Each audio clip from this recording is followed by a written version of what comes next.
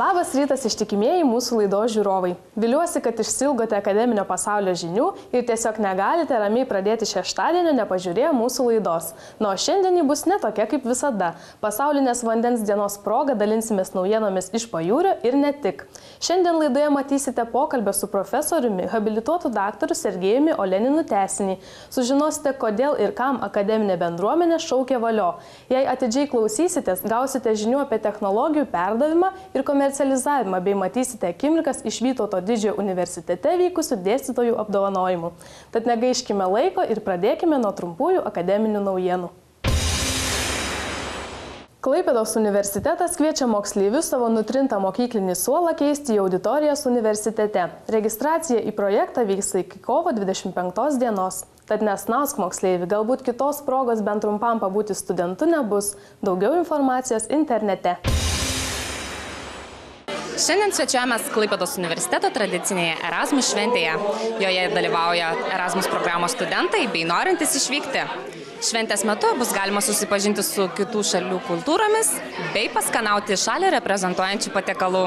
Viena iš šventės organizatorių Klaipėdos universiteto Erasmus Student Network prezidentė Elmeda Šinušaitė sakė, kad šis susitikimas padeda artimiau susipažinti ir geriau pažinti kitų šalių kultūras. Tai yra iš tikrųjų labai gera galimybė studentams ne tik pažinti kitas šalis, savo draugus, tarkim, bet ir paragauti jų maisto. Nes dažniausiai studentai, pavyzdžiui, tarkim, susipažįsta su žmogum, su studentu iš kitos šalies, pradėt kalbėti, būtų šaunu, aš girdėjau apie tokį patiekalą, norėčiau paragauti. Tai mes tokia kaip ir galimybę jiems sudarom, visiems bendrai susirinkti ir tiesiog išmėginti. Iš Turkijos atvykęs Erasmus studentas Murija Turun laidai Universitetai LT pasakojo, ką veikia laisvu laiku.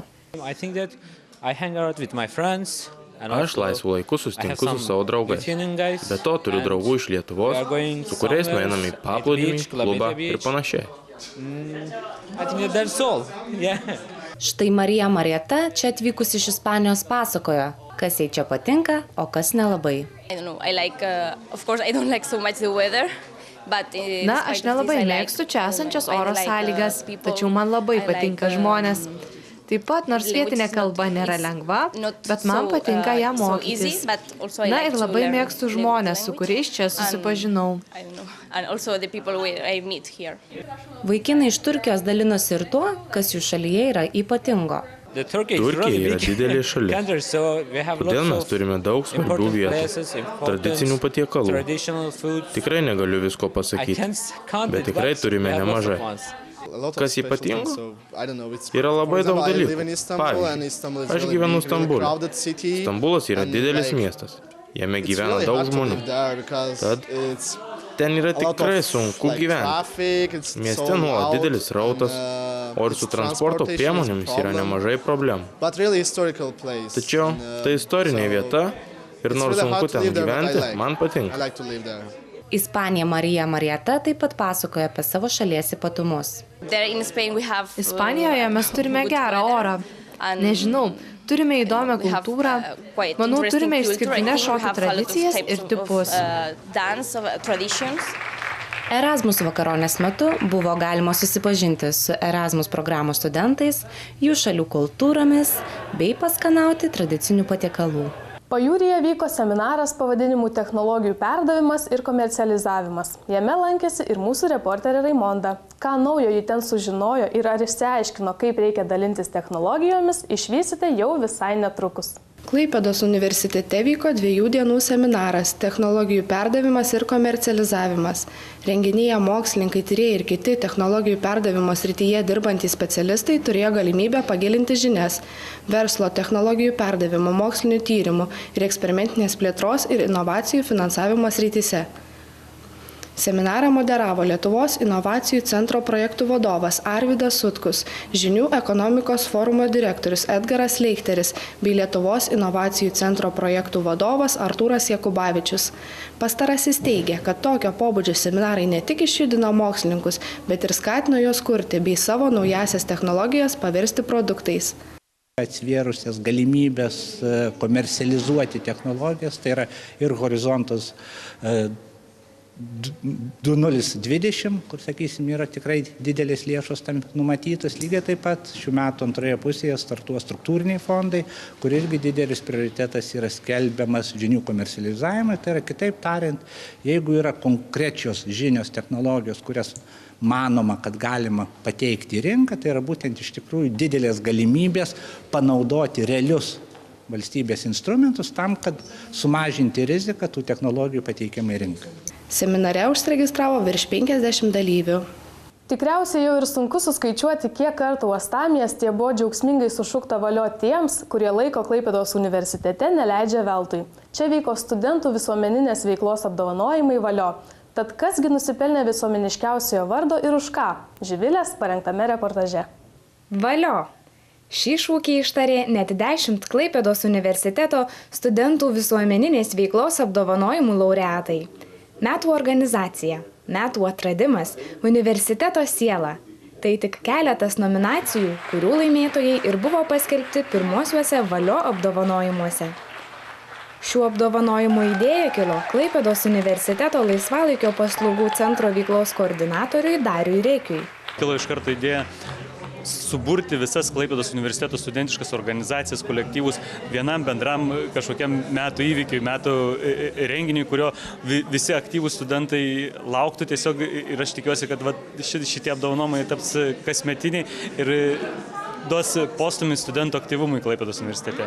Pasak sumanytojo, šie apdovanojimai turi keletą tikslų. Kreipti dėmesį į tos studentus, dėstytojus, kurie iš tikrųjų yra visuomeniški, jie aktyviai dirba be kažkokio papildomo atlygio ir tuo pat metu paminint, apdovanojant tos nusipelniusius žmonės, atkreipti dėmesį tų žmonių, kurie galbūt galvoja irgi kažką tais daryti. Tai tarsi turėtų paskatinti studentus burtis į organizacijas, daryti kažkokius gerus darbus universitete.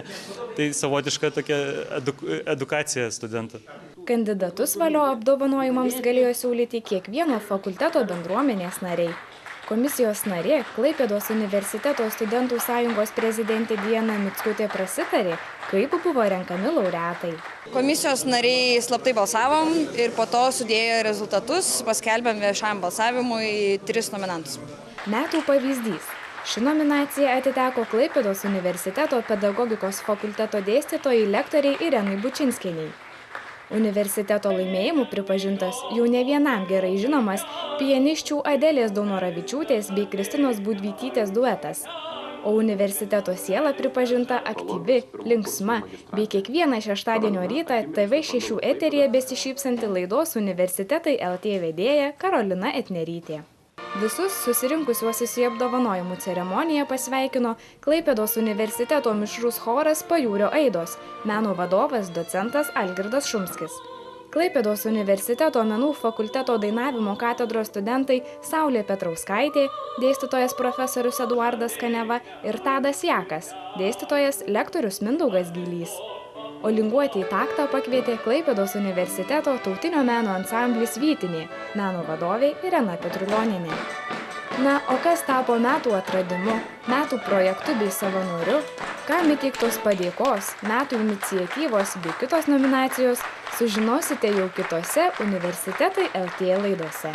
Vytauto didžiojo universitete įvertinti mylimiausi dėstytojai. Čia vyko apdovanojimai, o kas juos pelnė ir už kokius nuopelnus, sužinosite Vytauto didžiojo universiteto studentų parengtame reportaže. Kasmetiniai Vytauto didžiojo universiteto dėstytojų bei bendruomenės apdovanojimai vadu šiemet nusidažė kitomis spalvomis. Studentai žiūrovus stebino ne tik ant scenos, bet ir už jos ribų. Jaudinantis šokiai, muzikiniai talentai, netikėti sveikinimai ir teatrinis grupės neteisėtai padaryti improvizacijas privertė ne vieną studentą bei dėstytoją nuoširdžiai nusišypsoti. Šis renginys buvo ypatingas ir tuo, kad šiemet Vytauto didžiojo universitetas šventė 25-ąjį, o VDU studentų atstovybė 20-ą gimtadienį. Šventiška atmosfera neįsisklaidė iki pat renginio pabaigos. Tiek talentai, tiek dėstytojai susilaukė didžiulio salės palaikymo ir net nuotaikingieji neteisėtai padaryti vyrukai pripažino, kad VDU studentai yra šilčiausiai jo sutikusi publika. Savo įspūdžiais apie renginį pasidalino ir Vytauto didžiojo universiteto studentų atstovybės prezidentas Justinas Petkus bei rektorius Zigmas Lydeka. Papasakok, kokie įspūdžiai šio renginio? Man renginys asmeniškai labai patiko, džiaugiuosi, tikrai buvo smagu ir pats renginys yra toks labai bendruomeniškas, susirinka visa VDU bendruomenė ir tikrai džiugu, kad pasirodo studentai, parodo savo talentą, šoka, dainuoja, groja. Taip pat džiugu, kad ir patys studentai vertina dėstytojus, išrenka juos geriausiais, įvertina, už tai padėkoja. Tai iš tikrųjų nuostabus, džiugus, linksmas, šiltas, bendruomeniškas renginys. Sakykite, rektoriau, ką jums reiškia toks studentų pripažinimas, būtent kaip jums kaip rektoriui? Tos nominacijos buvimas reiškia tam tikri įvykiai, kurie yra universitete, yra reikšmingi, pastebimi ir ypač jaunų žmonių, tai tiesiog pasako, kad mes esame atviri bet kokiem įvykiam. O dėstytam, kaip manote, ar tai yra kažkokia paskata būti pripažintam studentui? Aš manau, kad taip, ir tai ko gero labiausiai dėstytoja ir motyvuoja, kad pasako, tu esi vertas būti dėstytojo, auditorija, šypsena ar kitais dalykais. Tai yra paskatinimas ir manau, kad reikia taip daryti. Vakarų ekspresas. Vienintelis tikrai klaipėdietiškas.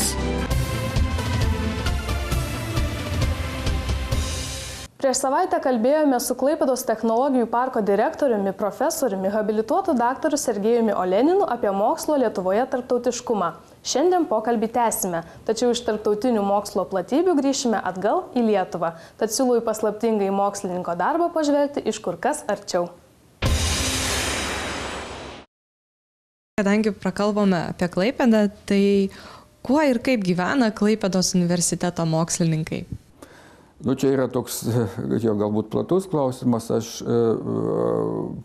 galiu pasakyti taip, kad dabar galbūt svarbiausias ir mano uždavinys, ir galbūt kaip direktoriaus, bet iš esmės tai yra svarbiausias viso kolektyvo mūsų uždavinys, tai yra organizuoti Jūrinių mokslo ir technologijų centro darbą.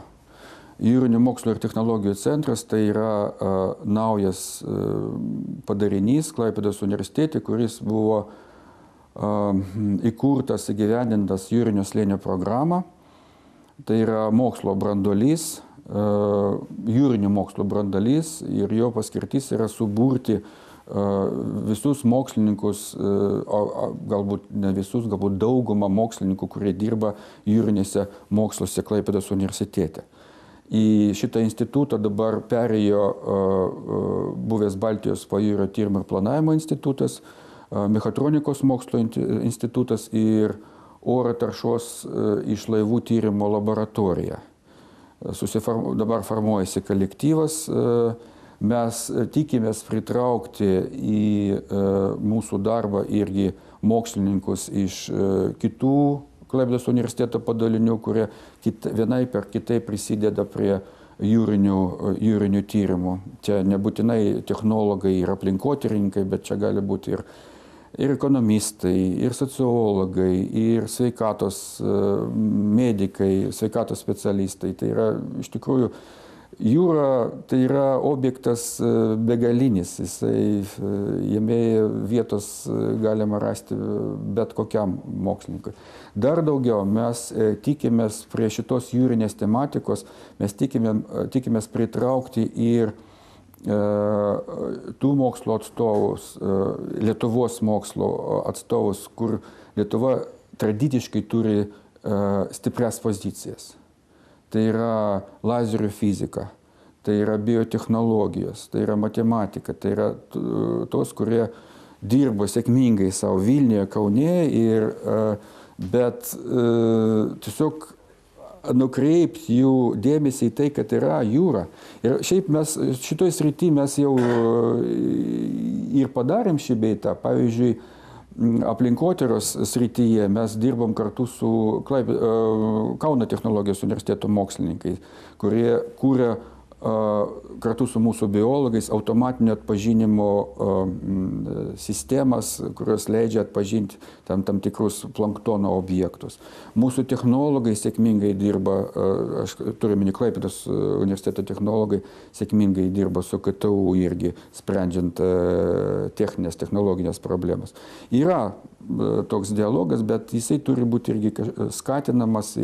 Bet vėlgi, ką aš norėčiau pasakyti šičia, kad vis dėlto kol kas visi mūsų projektai, kuriuose dalyvauja mūsų universitetas jūrinių tyrimų srityje, jie yra tarsi tokie pavieniai projektai. Ir europiniai projektai, kur mums kviečia kaip ekspertus, ir projektai, kuriuos mes gaunam per Lietuvos mokslo tarybą, ir projektai su verslo subjektais, tokie vadinami taikomieji įskaitiniai projektai. Jie sprendžia pavienės kažkokias problemas.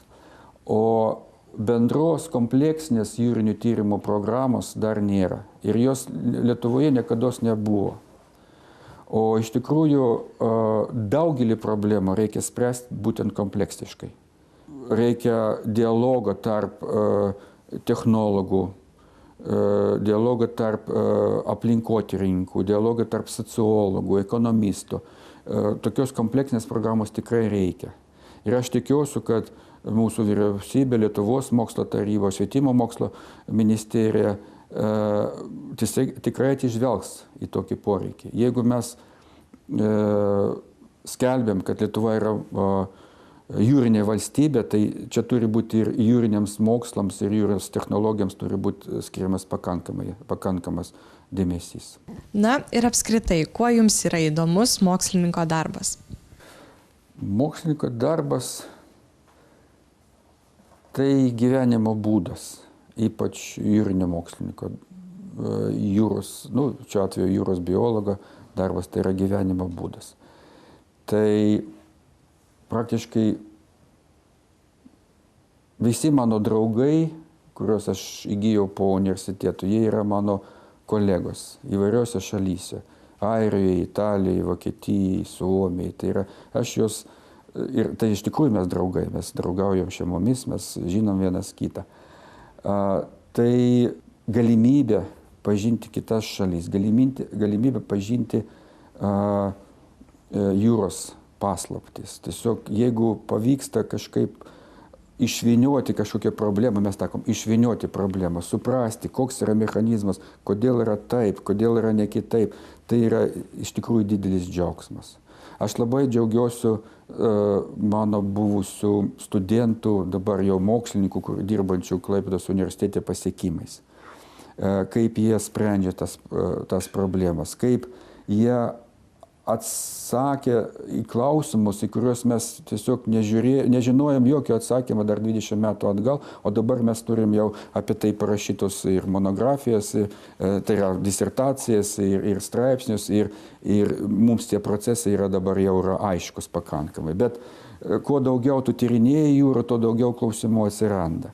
Iš tikrųjų, mokslininko gyvenimas yra labai įdomus. Aš tikiuosi, kad man teks, jeigu jūs jau asmeniškai mane paklausėt, dabar su dirbant administracinį darbą dėja vis mažiau tenka, pavyzdžiui, išplaukti jūrą, išeiti, pakvėpuoti tokių jūrinių orų, kur nors stovint ant denį, bet aš tikiuosi, kad tai vis tiek bus ir tokios ekspedicijos yra organizuojamos nuolat. Ir jūros mokslininko romantika, jinai neišnyks iš mano gyvenimo. Nežinau, gal atsakiau į klausimą. Koks yra mokslininko darbas, tai kažkas pasakė, kad yra mokslininkas, jisai patenkina savo smalsumą už valstybės pinigus. Iš tikrųjų, jo dalies yra čia kažkokia dalis tiesos, nes mokslininkas, kuris neturi smalsumo, tai yra ne mokslininkas. Ir aš, pavyzdžiui, ir kviečiant studentus rašyti pas save, tarkim, diplominį darbą ir paskui doktorantūrą, aš visada, man vienas svarbiausių kriterijų, ar tas žmogus turi smalsumą, ar jam yra įdomu, ar jisai užsidega kalbant apie mokslą, ar jam įdomu atskleisti kažkokią problemą, atsakyti klausimą. Jeigu jisai iš karto galvoja, aha, taip, o kiek aš čia uždirbsiu, o kiek aš taip, o kokia čia man nauda, tai su tokiu žmogum kalbėti toliau apie mokslą nėra prasmės. Jeigu tai yra tokia dominanta, tai tikrai nėra prasmės. Turi būti iš pradžių, turi būti smalsumas ir susidomėjimas savo darbu. Ir suvokimas, kad tai, ką tu darai, yra iš tikrųjų naudinga ir naudinga ne tik tai tau, bet ir visuomeniai naudinga. O kalbant apie tą smalsumą, jis vis dėlto yra įgimtas, ar jis ilgainiui tiesiog atsiranda besimokant? Įdomus klausimas. Aišku, praktiškai visi vaikai, jie turi tą smalsumą. Aš kažkaip ne vieną nežinau, kuris tokio smalsumo neturėjo. Tai yra tiesiog įgimtas dalykas. Kada žmonės kada ateina mokytis studentais, daugelis iš jų negalvoja apie mokslininko karjerą. Motyvai, kodėl pasirinka vieną ar kitą profesiją, tai labai yra įvairūs.